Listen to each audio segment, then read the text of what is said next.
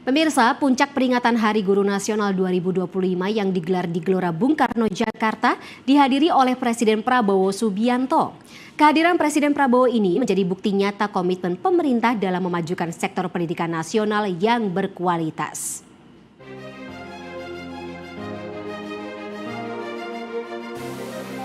Presiden Prabowo Subianto menghadiri puncak peringatan Hari Guru Nasional dengan tema Guru Hebat Indonesia Kuat di Gelora Bung Karno, Jakarta. Acara ini dihadiri 9.000 peserta yang terdiri dari perwakilan guru, murid, kementerian lembaga dan mitra pendidikan di seluruh Indonesia. Dalam laporannya, Menteri Pendidikan Dasar dan Menengah Abdul Mukti menyampaikan hasil dari realisasi program kesejahteraan guru di Indonesia, diantaranya pemberian tunjangan guru non-ASN, pemberian kesempatan untuk mengikuti pendidikan profesi guru, hingga program RPL.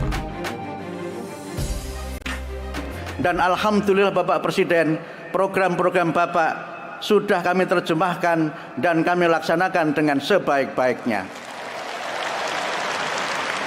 Izin kami sampaikan, tunjangan guru non-ASN yang Bapak janjikan naik menjadi 2 juta sudah terlaksana.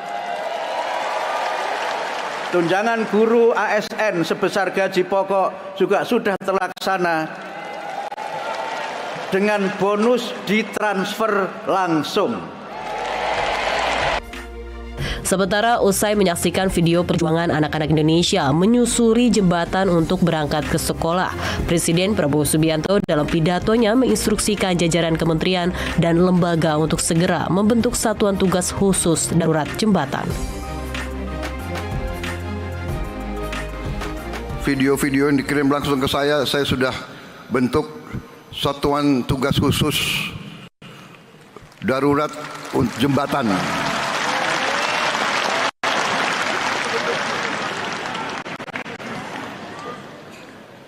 Kita butuh membangun 300.000 jembatan di seluruh pelosok-pelosok yang terpencil. 300.000 jembatan.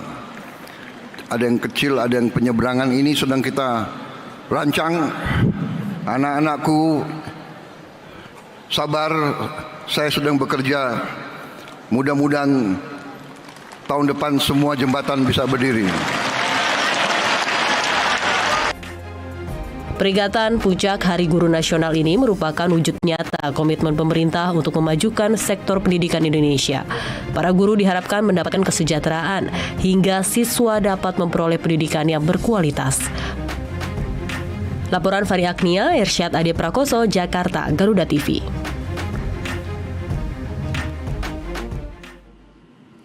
Nah, kita akan bahas secara detail pemirsa terkait dengan sejauh mana komitmen pemerintah dalam memajukan pendidikan yang berkualitas di Indonesia. Kami sudah terhubung via sambungan Zoom bersama dengan pengamat pendidikan Ina Lim. Selamat petang Mbak Ina. Selamat petang Mbak Fani. Terima kasih telah meluangkan waktu bersama kami dalam laporan 8 petang hari ini. Mbak Ina, mungkin kita sebelum bahas secara detail terkait dengan kebijakan-kebijakan yang akan dilaksanakan secara konkret utamanya di tahun 2026 ke depan. Secara makro, bagaimana Mbak Ina melihat komitmen pemerintah, kebijakan-kebijakan yang ditelurkan oleh pemerintah terkait dengan sektor pendidikan saat ini di Indonesia? Ya, pertama-tama saya apresiasi dulu ya, Presiden sangat berkomitmen untuk memajukan pendidikan berkualitas di Indonesia dan menekankan pentingnya peran guru. Nah, ini penting ya. Nah, tapi untuk memajukan pendidikan kita butuh lebih dari sekedar seremonial ya. Ini masih banyak PR untuk ditindaklanjutin di tahapan aksi nyatanya nih. Karena komitmen itu baru terlihat kalau akar masalahnya itu sudah disentuh. Dan guru-guru ASN sudah banyak, ditingkatkan tunjangannya, perlu kita apresiasi. Tapi masih ada masalah besar, yaitu para guru honorer. Oke. Baik, berarti salah satu akar masalah pendidikan di Indonesia yang saat ini masih perlu menjadi perhatian dari pemerintah adalah para guru-guru honorer itu ya Mbak Ina? Banyak sebetulnya ya. Oke. Kalau akar masalah utama secara makro mungkin ekosistem yang belum berintegritas. Kalau ini tidak dibenahi, percuma sih ya menambah tunjangan misalnya 100.000 rupiah untuk guru. Jadi anggaran negaranya besar tapi dampaknya kecil bagi guru secara individu. Nah, kita itu juga masih punya masalah serius di pelatihan guru. Dulu pelatihan guru itu sudah sempat digratiskan melalui PMM, Platform Merdeka Mengajar. Tapi belakangan itu malah kembali berbayar dan seringkali tidak berbasis meritokrasi ya. Jadi yang diuntungkan mungkin vendor, bukan peningkatan kualitas guru. Belum lagi tadi masalah guru honorer ya. Itu peran Pemda itu sangat penting. Jadi kalau di pemerintah pusat sudah punya inisiatif baik ingin mengangkat guru honorer. Tapi banyak Pemda itu tidak mengeluarkan atau menunda SK-nya. Jadi selama tata kelola seperti ini dibiarkan, kualitas pembelajaran itu tidak akan berubah. Maksimal. Betul. Oke. Kalau untuk proses administrasi atau tadi apa ya namanya isu administratif, kemudian isu birokratif dalam tidak hanya terkait dengan tunjangan para guru, tapi juga secara sistemnya harus diperbaiki. Apa yang seharusnya bisa dilakukan? Mungkin perspektif Mbak Ina bisa membantu langkah konkret yang bisa dilakukan oleh pemerintah? Ya, sebetulnya semua harus diawali dari data dulu ya. Oke. Jadi selama ini nih kita masih belum punya data bersih yang transparan. Jadi disinilah letaknya kalau datanya sudah transparan sehingga proses-proses birokrasi ini yang tidak diperlukan itu bisa dipangkas. Dan kita jadi bisa melihat urgensi di tiap sekolah, di tiap daerah itu beda-beda.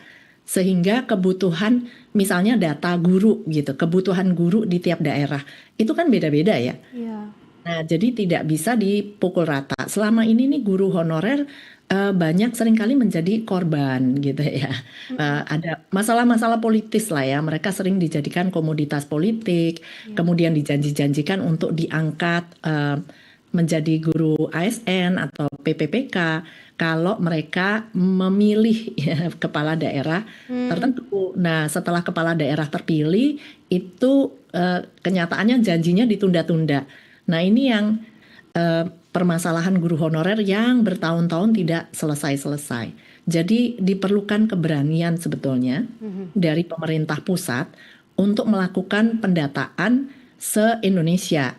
Dari kepala-kepala daerah perlu kerjasama ya antara pusat dan daerah. Karena ini masalah yang terjadi selama ini. Antara pusat sudah membuat kebijakan, tapi implementasinya di lapangan banyak juga resistensi dari Pemda. Oke, cukup laten ya Mbak Ina, tapi semoga ini bisa menjadi sentilan atau alarm ya mengingatkan para pemerintah pusat maupun daerah terkait dengan isu yang laten terjadi saat ini. Kalau terkait dengan pembangunan infrastruktur bagaimana Mbak Ina? Tadi kita dengar pernyataan dari Presiden Republik Indonesia Prabowo Subianto yang akan membangun atau membentuk dalam waktu dekat Satgasus Darurat Jembatan, membangun ribuan jembatan yang ada di wilayah-wilayah terpencil yang selama ini menjadi salah satu concern anak-anak siswa-siswi berangkat ke sekolah masing-masing. Ya, saya rasa memang bagus. Jadi Satgasus itu penting ya untuk keselamatan siswa tadi. Tapi pembentukan ini justru menunjukkan ada masalah besar yang bertahun-tahun mungkin belum berhasil dijalankan, yaitu koordinasi lintas kementerian dan daerah. Selama ini berarti tidak berjalan dengan baik, sehingga perlu didirikan Satgasus. Kalau koordinasi antara Kementerian Pendidikan, kemudian PUPR, dan juga Pemda itu berjalan dengan baik, dan tadi datanya bersih, transparan, sebetulnya tidak perlu untuk mendirikan Satgasus. Nah, jadi semua kembali harus berbasis data. Oke, kalau misalnya kita bicara mengenai jembatan, kemudian data, kita bicara mengenai akses atau sesuatu yang fisikal gitu, ada fisik. Kalau aspek non fisik, apalagi menurut Mbak Ina yang harus dibenahi atau diperbaiki oleh pemerintah? Oh, banyak sekali ya. Mungkin ada 3 aspek non-fisik yang paling krusial. Yang pertama, sekali lagi integritas anggaran. Karena percuma mau membuat prioritas yang lain-lain selama anggarannya selalu bocor. Jadi yang pertama integritas anggaran, ini fondasi dari semuanya. Jadi dana BOS, dana PIP, dan berbagai proyek pendidikan itu harus dikawal dengan ketat. Tanpa integritas, anggaran berapapun ditambah tetap tidak akan mengangkat kualitas ya. Yang kedua, pemerataan guru berkualitas yang sudah ditekankan oleh pemerintah. Jadi ini masalah tata kelola, bukan hanya anggaran. Distribusi guru dan rekrutmen itu harus berbasis kompetensi. Kepala sekolah selama ini kan juga problemnya sudah sangat sistemik ya. Jadi laporan-laporan dari lapangan bahwa kepala sekolah itu seringkali dipilih berdasarkan kedekatan dengan kepala daerah. Bukan meritokrasi ya. Betul, harus berbasis meritokrasi. Yang ketiga, budaya sekolah dan perlindungan anak. Karena belakangan kan marak sekali ya di media sosial kasus-kasus mencuat mengenai perundungan, kekerasan, bahkan sampai ada yang meninggal. Nah, padahal Permendikbud 46 tahun 2023 itu sudah ada perintah amanat dari pemerintah pusat bagi daerah untuk mendirikan satgas di tiap sekolah untuk pencegahan dan pelaporan penindakan kalau ada kekerasan yang terjadi di lingkungan pendidikan. Tapi sayangnya selama ini tidak pernah dijalankan dengan serius. Jadi butuh keberanian ya dari pusat untuk memastikan daerah menjalankan, mengimplementasikan aturan yang sudah dibuat. Tapi sayangnya belakangan malah terkesan katanya ingin mengatasi masalah ini dengan pendekatan lebih humanis gitu. Nah, ini yang dikhawatirkan karena humanis ini dikhawatirkan berarti guru kebal hukum. Padahal dari data 43,9% kekerasan di sekolah itu dilakukan oleh guru. Jadi menurut saya daripada membuat MOU antara Kemendikdasmen dengan Polri, saya lebih menyarankan guru itu diberi perlindungan berupa asuransi. Indemnity insurance, asuransi profesi. Jadi guru mendapatkan perlindungan hukum tanpa memutihkan pelanggarannya kalau memang terbukti bersalah secara hukum ya. Selama ini belum ada berarti Mbak Ina asuransi guru profesi guru. Tidak punya, memiliki asuransi profesi nggak punya. Jadi daripada hanya sekedar memberikan tunjangan, tapi harusnya ada komponen asuransi profesi. Jadi kalau sampai memang ada tuntutan dari pihak mungkin orang tua begitu ya. Nah, guru bisa mendapatkan pendampingan hukum pengacara tapi tidak otomatis membuat mereka kebal hukum. Jadi ada perlindungan juga untuk siswa, untuk anak tadi. Jadi kan kadang-kadang guru yang salah tapi kadang-kadang memang pihak orang tua yang salah. Tapi yang paling penting kan mendapatkan pendampingannya ini biayanya ditanggung oleh asuransi yang dibiayai oleh negara. Jadi ada asas sama semua warga termasuk juga guru, orang tua dan juga siswa ini kan sama di mata hukum ya Mbak Ina. Mungkin terakhir Mbak Ina, selain tadi kita butuh integritas dari pihak-pihak terkait untuk transparansi, kemudian juga perbaikan menyeluruh terhadap data-data pendidikan yang krusial ini. Apalagi menurut Mbak Ina kebijakan yang mungkin viable untuk dilakukan dalam waktu misalnya 1 atau 3 tahun ke depan yang perlu sekali dilakukan oleh pemerintah? Ya, yang pertama kembali nomor 1 tetap pendataan karena itu urgent. Tanpa data kita itu nggak bisa melihat masalah apa yang urgent dilakukan di tiap daerah. Karena segala sesuatu kita nggak bisa buat nasional ya, karena Indonesia tuh gapnya kan gede banget. Seperti tadi ada anak-anak yang masih kesulitan mendapatkan akses untuk ke sekolah. Jadi mungkin pembangunan infrastruktur di daerah tersebut sangat urgent. Sementara di kota-kota besar, mungkin urgensinya kan bukan pembangunan infrastruktur, tapi lebih kualitas belajar mengajarnya yang ditingkatkan. Jadi anggarannya bisa lebih efektif dan efisien. Nah, yang kedua itu pembenahan kualitas guru itu harus secara sistemik. Mulai dari mungkin perguruan tinggi, pencetak calon guru itu juga sudah harus dibenahi karena syarat masuknya selama ini terlalu mudah. Jadi tidak menarik anak-anak yang secara akademis tinggi. Jadi di satu sisi di ujungnya gaji guru harus terus ditingkatkan supaya menarik, tapi mulai dari hulunya itu juga harus diketatin. Oke. untuk syarat masuk supaya lebih bergengsi, menaikkan marwah guru gitu ya, seperti benar. kedokteran. Wah, masuk pendidikan ini susah sekali, jadi bergengsi tapi nanti gajinya juga layak begitu. Sehingga menjadi profesi yang diidamkan. Kemudian di tengah-tengahnya rekrutmennya untuk bisa direkrut harus berbasis merit, kemudian tidak berdasarkan ordal atau kedekatan Iya. dengan Pemda.